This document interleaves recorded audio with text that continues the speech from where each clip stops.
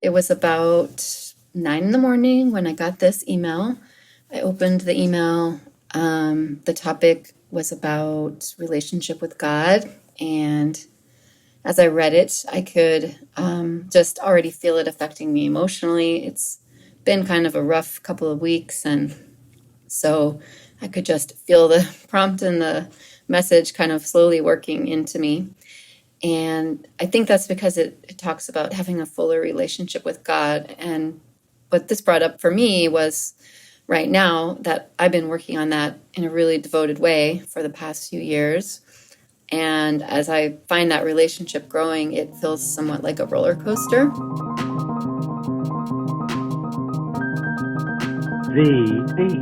The Quaker Podcast. Story, spirit, sound. I'm Georgia Sparling. And I'm Jon Watts. And today's episode is all about spiritual practices. And it was inspired by a project that you conceived of, Jon, and that is actually alive in the world now.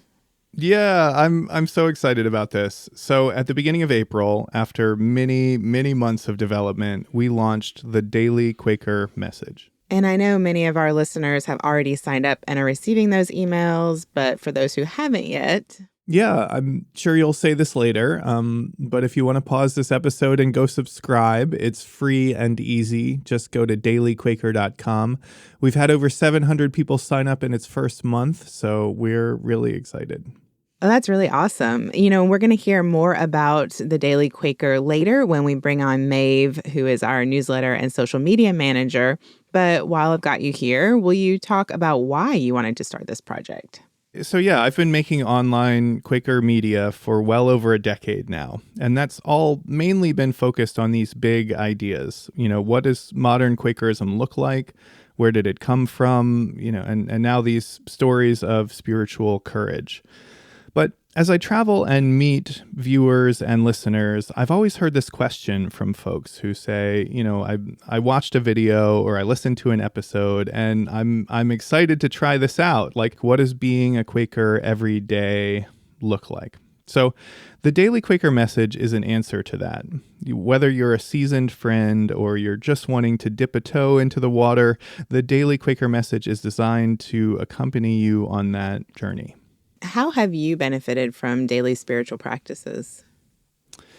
Oh, well, yeah. So I've had seasons in my life where I've had a strong daily practice every morning, and then seasons where I totally fell off from that practice. I find it makes a crazy amount of difference. Like even 45 minutes in the morning changes how I experience the entire rest of the day and how people experience me. I just love that reminder every morning about what's most important to me, which helps me to put the events of the upcoming day into perspective. And how about you, Georgia? Do you have a daily spiritual practice? Yeah, I do.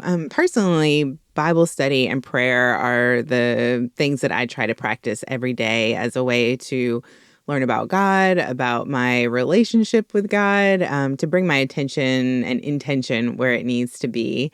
There are so many spiritual practices. Anything you do repetitively can fit into that category. I mean, kindness for sure, gathering for a meal with your community, picking up trash, dressing plain, as we talked about on our What Do Quakers Wear episode. Ooh, nice throwback. Yeah, totally. It doesn't have to be anything huge. I mean, at some point I realized I was waking up dehydrated every day, which was just a bad way to start the day. So now every evening I put out a glass of water for morning John, who is often too groggy to figure out what he needs. And as I'm drinking that glass of water every morning, I feel the care that I put into myself the previous evening, and I feel refreshed and cared for. So that's my physical body, and the same can be true of our spirituality. Doing some practice of our spiritual tradition every morning helps to remind us that whatever else is going on, this life is a miracle, and every moment that we're living it is sacred, and that the Spirit is here with us and in everyone that we meet. So what is the specifically Quaker approach to daily spiritual discipline? Well, that's something we've been working hard to answer with this project, and it's something that we're going to explore in this episode. Well, that is an excellent setup for our first segment today, where we're going to talk to Patricia McBee about Quaker spiritual disciplines, which, contrary to what some friends think, do exist. So yeah, let's get started.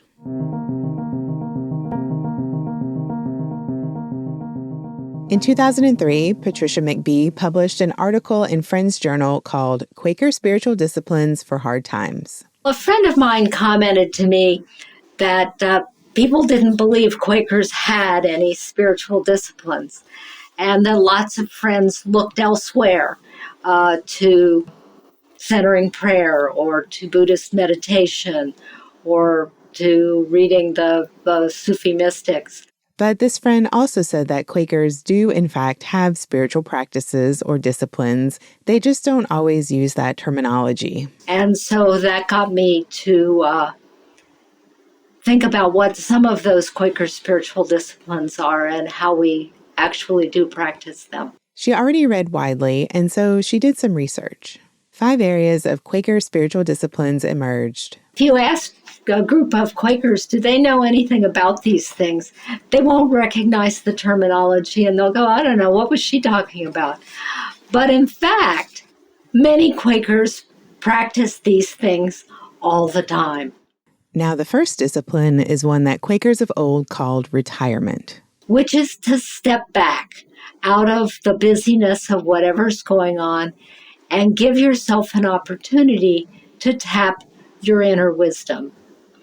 That can be an hour or a half hour of sitting, or it could be a moment in the middle of a difficult conversation where you just take a moment, quiet yourself, and then rejoin the conversation. The second discipline that Patricia lists is prayer. There are among Quakers people who don't think of a God who's sitting there waiting for me to dial him up and tell him what I want. When I think of prayer, I think of relating to something. If retirement is your inner wisdom, prayer is to relate to a broader wisdom, divine wisdom, the wisdom of the universe. And it can be accessed as simply as seeing a beautiful sunset and just feeling grateful. Next is a practice called keeping low, which is the idea that you don't assume that your point of view necessarily holds all the available truth. So to be humble about your point of view and listen to the other person to find the kernel of truth in what they're saying and to use that as a basis of coming to an agreement or sorting out a thorny problem. And then there's the discipline called living in the cross, which in a contemporary sense is living in reality. Living with the fact that the world isn't quite just perfect the way you always wanted it to be. And it has paradoxes and contradictions. As an example, Patricia said that her daughter recently lamented that her own teenager has hit that developmental milestone where he thinks his parents are stupid and worthless. What we talked about is just riding with that it's part of being a late teenager and separating from your parents and the way your household does things. So instead of trying to fix him and tell him to be a little more polite to his loving parents, it's to accept the fact that this is an awkward and uncomfortable moment in a relationship that will pass. And now the final discipline, discernment. Now, discernment is trying to make a good decision or a good choice, to be faithful to your principles of integrity when choosing something to buy, choosing what entertainments to engage in, how to use your money. And it takes all of those other disciplines into account in order to make a good, clear, faithful, grounded decision, you need to step back out of the chatter of your mind, settle into your inner wisdom, tune into the wisdom of the universe, accepting that there is additional wisdom available to you. Keeping low, being humble, listening in the situation, don't jump to a conclusion or to be so sure that you're right. Accepting the fact that the situation is sticky and not smooth and nice the way you would like it to be.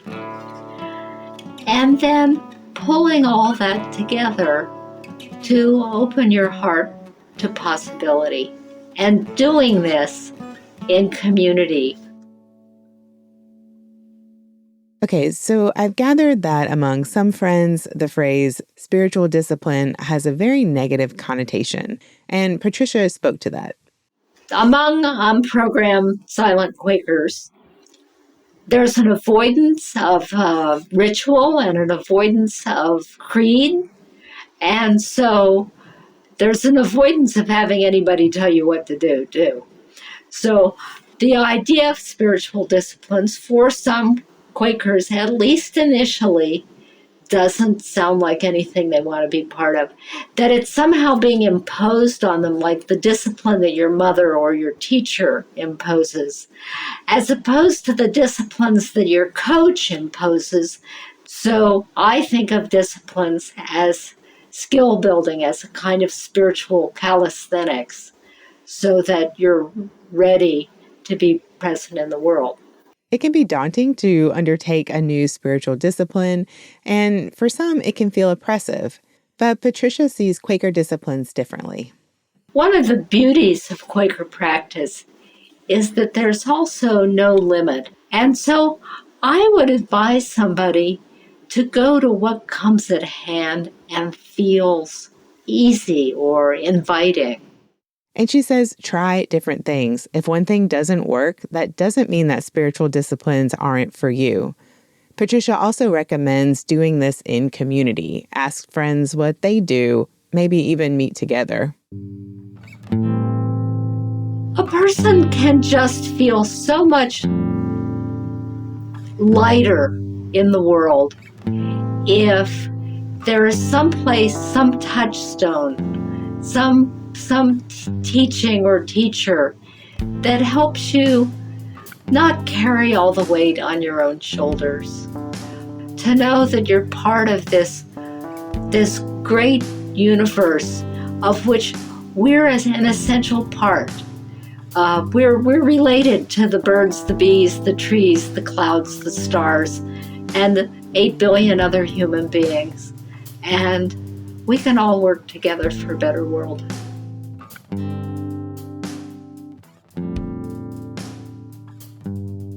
Up next, we're going to do a spiritual discipline experiment of our own. That's after the break.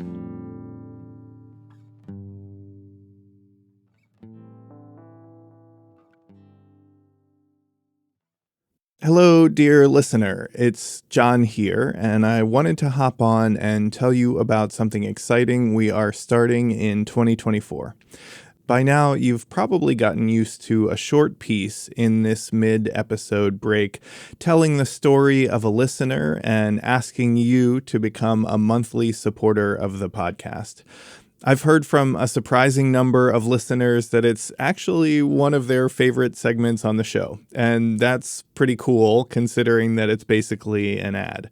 So that's not going away. But we aren't the only ones doing good work that needs support in the Quaker world, not by a long shot. In fact, you may know of an organization or a project that could use more visibility, and we want to help. After just one season, our audience now averages around 3,500 listeners per month, and that number is growing. We have found those listeners to be thoughtful and engaged folks. Of course, you should know, since you're one of them. So here's what I'm building up to. If you know of an organization or a project that could use more visibility and support and could maybe benefit from some media creation and storytelling expertise, we want to help. This space, right here in the middle of the episode, could be dedicated to telling the story of your project, and that could have a major impact. Just reach out to us at QuakerPodcast.com/contact and let us know about your idea. Okay, back to the show.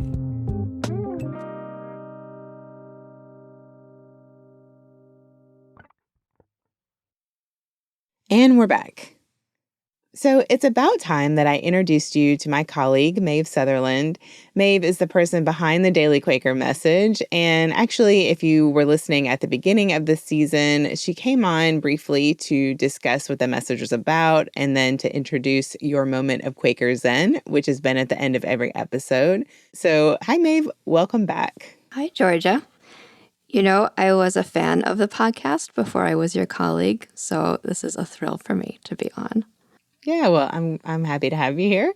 And also a big congratulations on launching the Daily Quaker, which when this episode airs will have been out in the world for a month or so, I think. Yeah, thanks. We've been working hard on it. We're proud of what we've put out so far. And yeah, we're thinking deeply all the time about how to make the Daily Quaker a spiritually rich resource for our readers. We're going to talk a little bit more about the Daily Quaker Message and what it looks like later. But first, I was hoping that you would tell our audience a little bit about yourself and how you became interested in working on our team. Sure. Well, I went to a Quaker school as a kid, and it got a hold on me. I really identified with the testimonies and respected the way Quakers that I knew let their lives speak. And I wanted to be like that. So if you look at pictures of me when I was 12 years old, I'm always wearing solid-colored, unbranded boys' t-shirts because I was working through what does simplicity mean to me? And then after college, I did a fellowship with a project that I called Peaceable Kingdoms. I lived with pacifist intentional communities around the world, and I made art, and I met some really inspiring people. I lived in Monteverde, Costa Rica, which some listeners will know has a big Quaker community and was founded by Quakers. And that was just part of my time, but I also attended meetings in other countries whenever I could find them. As a young adult, I got more serious about Quakerism. I started attending meeting and gatherings for young adult friends. I was married under the care of a meeting, and I worked at a friend's school. Then, when I saw that Thee Quaker needed someone to create a Quaker daily devotional email, I was so excited because here was an opportunity to learn more about Quakerism, to deepen my faith, and to get paid for it. I knew from the beginning that the Daily Quaker Message had this awesome potential to make a difference in people's lives, and I saw it as a chance for me to use my writing and my research background to do good in the world. Yeah, we were so excited when when we got your application, I can tell you. So I'm glad you're part of our team. But yeah, so before you started working on this, what were your thoughts on daily or regular spiritual practice? And, how has working on this project affected that? I'll be honest, daily spiritual practice was never something that I aspired to for myself until I started working on the Daily Quaker Message. I felt like I have enough to keep me busy in life as it is. I've got a toddler, a husband, a job, a home, and a cat who's always up to no good. And I thought, I've carved out Sunday mornings for my spirituality. Isn't that enough? But I thought it was only fair that I try out the spiritual exercises that I was asking our readers to do. And then something surprising happened. I found that taking a few minutes every morning to open myself to spirit made the busyness of the rest of my day feel more manageable. It helped me be a parent, a partner, a colleague, a pet owner in the spirit of worship, to be a better, more grounded version of myself sometimes. And when I go to meeting on Sundays, now I'm more spiritually prepared. I feel like I can center more easily and I can listen more generously. So, a lot of planning has gone into the Daily Quaker, a whole lot. What resources have you drawn on? We decided that each month should have a different theme, a different aspect of spirituality for readers to focus on. So, for example, the theme for our first month was spiritual disciplines, which are practices like prayer, scripture reading, journaling that deepen a person's relationship to spirit. So, every month, I'm in a Quaker library researching the next theme. And thankfully, I live near Philadelphia, so there are Quaker libraries around here. But I also read blogs and other contemporary sources, and I get input from friends who have a lot of experience in these topics. So Patricia McBee, who you've already heard from, gave me great advice for the Spiritual Discipline Month. So at the top of the show, Jon shared a little bit of the heart behind the Daily Quaker Message, but practically speaking, what does it actually look like? So when you open up the email, at the top you'll see your Daily Quaker Message. This is usually a quote, but it can also be a song, a video, a poem, a photo, a piece of art, and it spans quotes from early friends all the way to a tweet from last week. And we focus on content from Quaker sources, but we also include relevant messages from other religious traditions too. Then the next part after the message is the invitation. This is a spiritual exercise, and it's related to the day's message that you're invited to try out in your own life. And it's designed to be something quick that you can do while you're having your morning cup of coffee, or else it's something that easily integrates into your day. Then finally, at the bottom, there's a query, and there's a new one every week. The query is a way to examine different aspects of the month's theme, and the messages and the invitation relate to the query. So maybe the month's theme is community, and the week's query is about conflict within community. And Sunday emails are special because we publish readers' thoughts on the week's query, and we've been getting some really wonderful responses. So I wanted you to explain the format because we did this little experiment. So I actually recruited a few people to record audio journals as they responded to and meditated on the Daily Quaker. And we had no idea what people would say, but it was good stuff. And in a second, you're going to hear from Emily Felt. Emily lives in California. She's got 2 kids, and it sounds like a pretty, busy, full life, which I'm sure that many of us can relate to. Emily was someone who had reached out to us when she first heard about the Daily Quaker. So I called her and asked a little bit about her and learned that she'd been doing a daily spiritual practice for 10 or 12 years, which is pretty incredible. But even so, I think you'll hear in a minute that it is a struggle for her to find time and space to do that. Yeah, relatable. But I'll let Emily speak for herself. So I'm going to hit play and we're going to share a selection of her responses to the Daily Quaker. And then we'll be back to talk more.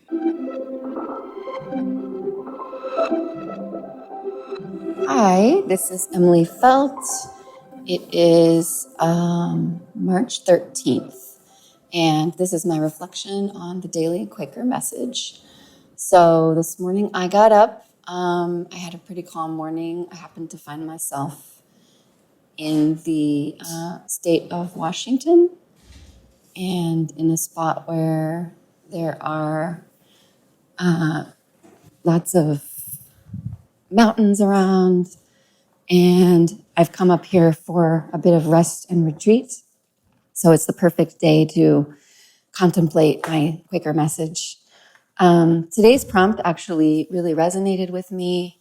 It's all about different ways of centering and having space with God, even when it's not necessarily a certain activity or sitting in silence. I'm a mother of 2 children, one of whom has a very rare disease, and so also a caregiver. And so there just aren't that many times and spaces in my life where I truly am alone, where I truly can focus inward. And often it's even hard for me to attend meeting for worship because the meeting doesn't have a childcare situation. So I have to do my own spiritual practice throughout the course of my day, often at the same time as I'm doing other things. So I need to look for ways to try and be contemplative, even as I'm taking a child to their appointment, even as I'm doing my own work for the day or fielding medical calls.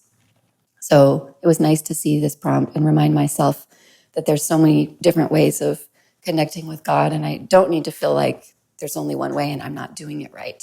I also appreciate the part about creativity. Doing something creative definitely helps open up for me more of a situation of presence. This prompt reminds me that the energy of creativity is inspired by God, so that's also a way of connecting.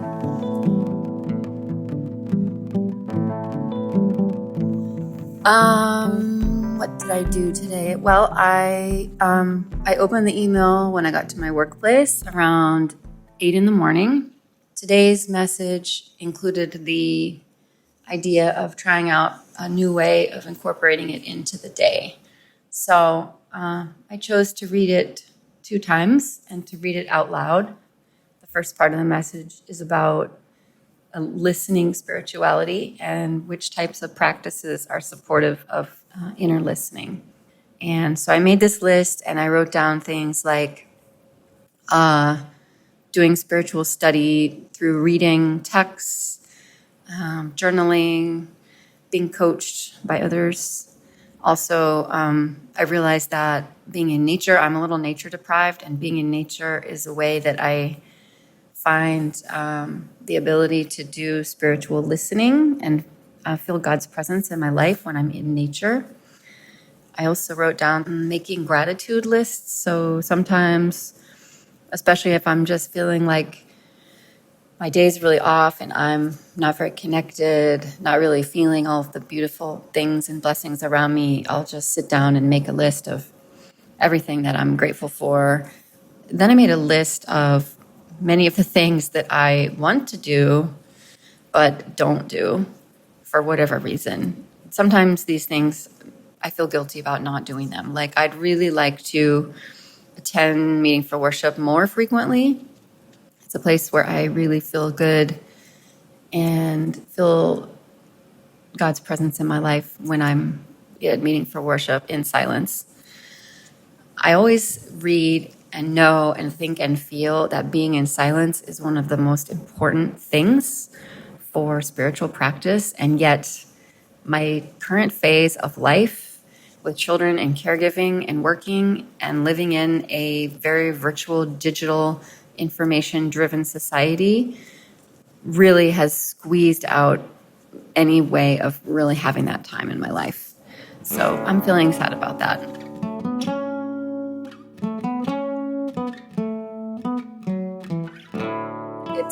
It was about 9 in the morning when I got this email. I opened the email.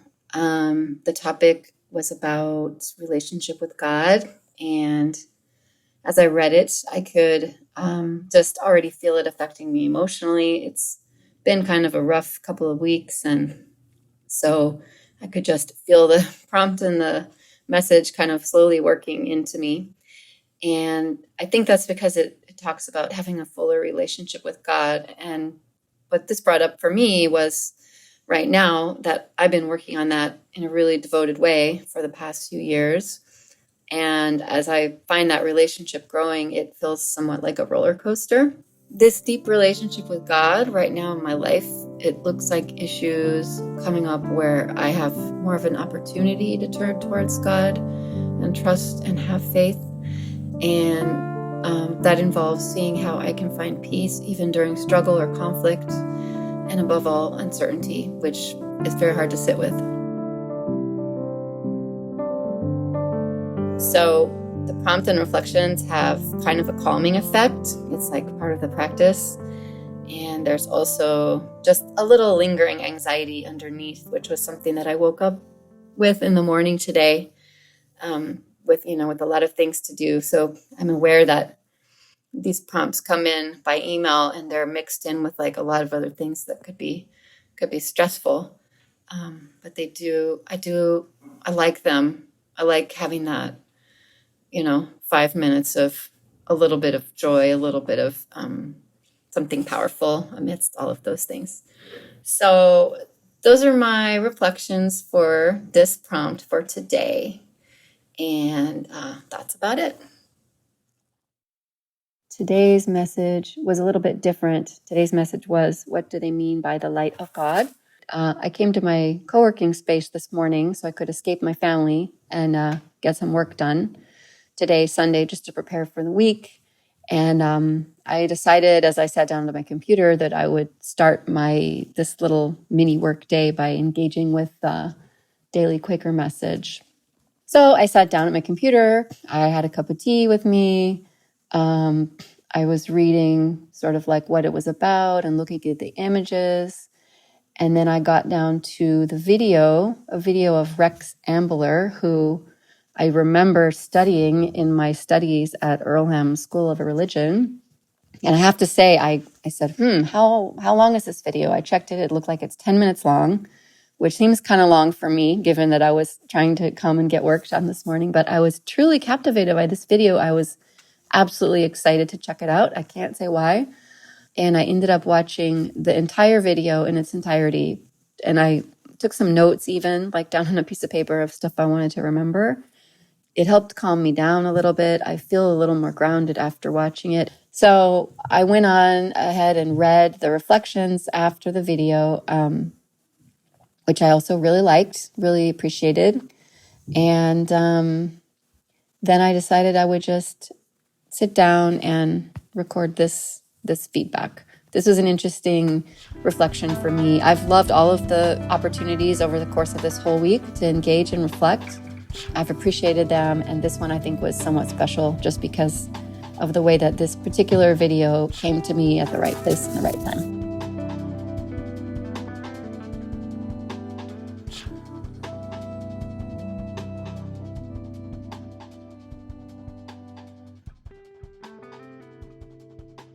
Yeah, so Maeve, what do you think?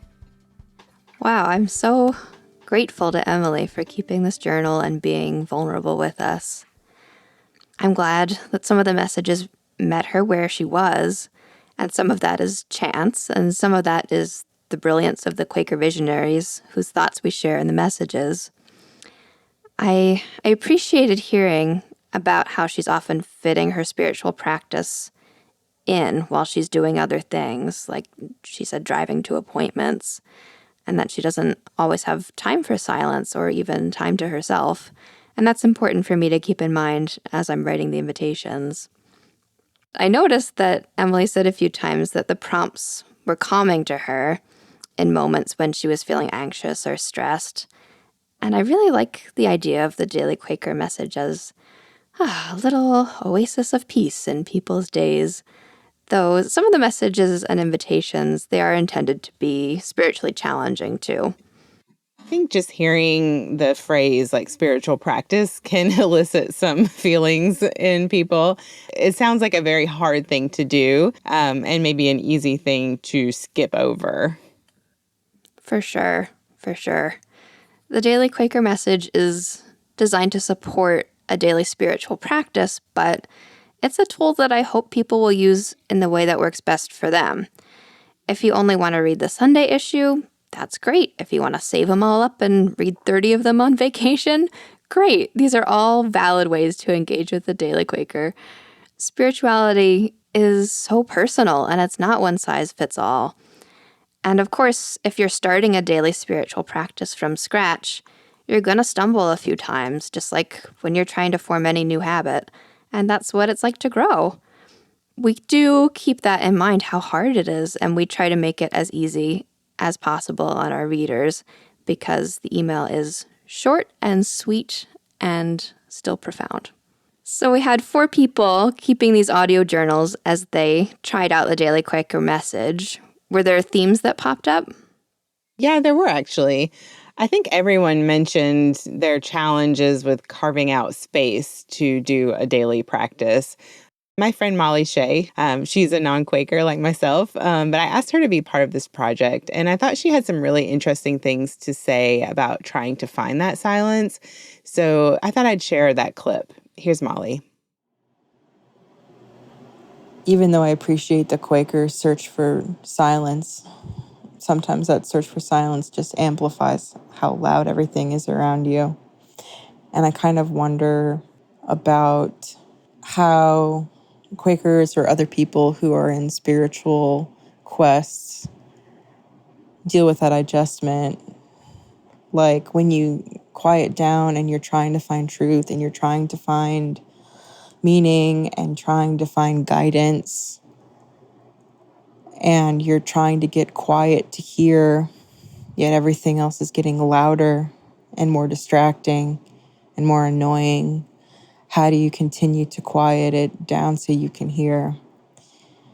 And I don't know, maybe that's the breakthrough of the day. How can you keep it going quieter when you're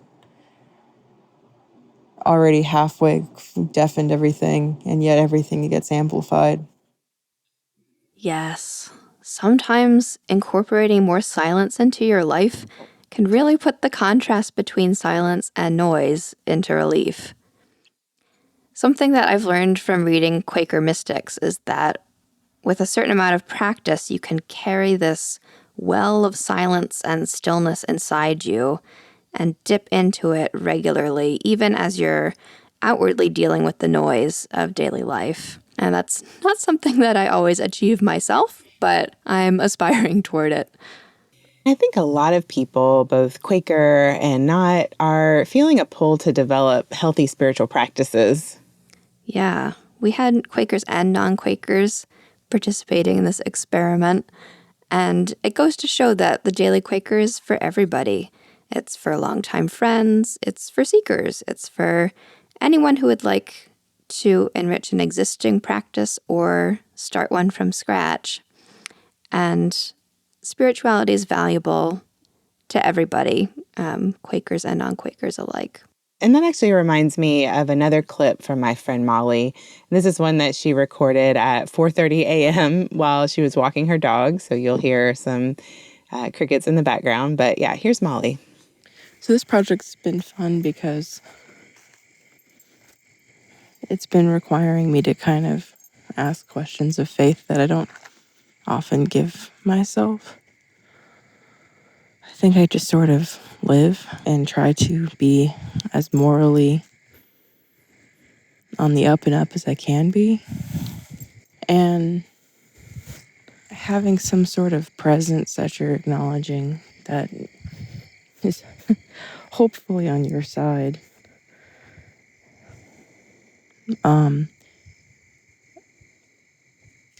Kind of creates a combination of being both less lonely and more lonely. Because if there is someone here guiding you and that you're on some form of path, that's encouraging. But also, it's like, why is this so hard? Why are you making it hard? And maybe the hardness is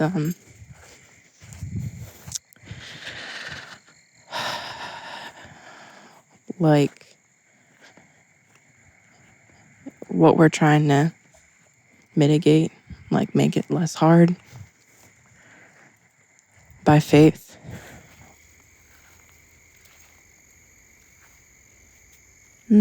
Molly really said it. That's the crux of faith, isn't it? Yeah.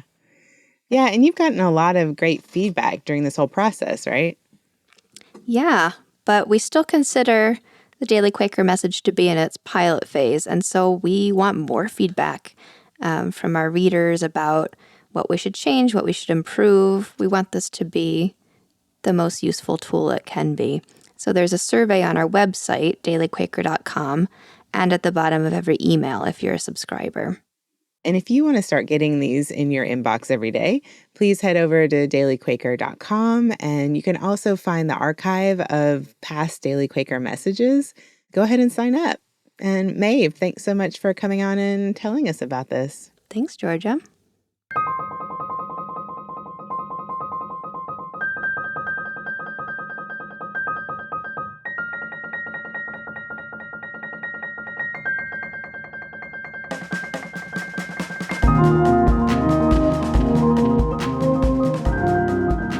Thanks for listening, and thank you to our guests, Patricia McBee, Emily Felt, Molly Shea, and she's not really a guest because she's our coworker, but Maeve Sutherland. Head over to QuakerPodcast.com for discussion questions, links to the topics we discussed today, and a transcript. Also, don't forget to go to dailyquaker.com to sign up for the Daily Quaker Message. This episode was written and recorded by me, Georgia Sparling. Jon Watts wrote and performed the music. Studio D mixed the episode, and your moment of Quaker Zen was read by Grace Gonklevsky. The Quaker Podcast is a part of Thee Quaker Project, a Quaker media organization whose focus is on lifting up voices of spiritual courage and giving Quakers a platform in 21st century media. If you want to partner with us, please consider becoming a monthly supporter. Every contribution expands our capacity to tell Quaker stories in a fresh way, and it makes this project more sustainable. Visit QuakerPodcast.com for more information. And now for your moment of Quaker Zen. Elise Boulding, 1956. For the real difference between happiness and joy is that one is grounded in this world, the other in eternity. Happiness cannot encompass suffering and evil. Joy can. Happiness depends on the present. Joy leaps into the future and triumphantly creates a new present out of it. Sign up for daily or weekly Quaker wisdom to accompany you on your spiritual path. Just go to dailyquaker.com. That's dailyquaker.com.